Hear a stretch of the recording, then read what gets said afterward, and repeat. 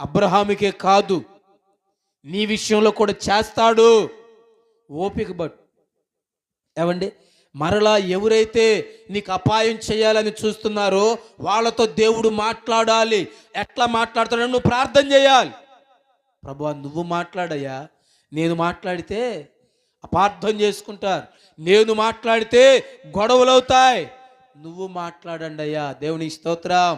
దేవుడు మాట్లాడితే ఏం జరిగిద్దంట, మరలా నీకు దండం పెడతానయ్యా, రాత్రి దేవుడు నాకు ప్రత్యక్షమై చచ్చిన వాడవని అన్నాడు, నాకు రాత్రులు చెమట బట్టి నిద్ర పట్టలేదు, మరలా నేను నీ దగ్గరికి తీసుకుని వచ్చి, ఎవరు అంటున్నారు, రాజు అంటున్నాడు, సాదాశేదమైన ఒక అబ్రహాముతో. దేవుని స్తోత్రం.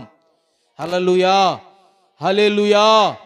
శత్రువుల ఎదుటే దేవుడు ఏం చేశాడు, ఇప్పుడు ఏం చేశాడు, ఆ తర్వాత ఇదిగో నీవు ఇక్కడ ఉండడానికి కావలసిన స్థలాన్ని, నీకు ఇక్కడ ఉండడానికి కావలసినటువంటి అన్ని పరిస్థితుల్ని నీకు కలుగు చేస్తానని గెరారులో రాజుగారే సమస్త వాళ్ళకి సమకూర్చాడు. ఇక ఏ శత్రు అబ్రహాము మీదకి వెళ్లకుండా నీకు కావలసిన అన్ని నేనే సిద్ధపరుస్తానని అబీమెలెకు చెప్పాడు అనమాట. దేవునికి స్తోత్రం.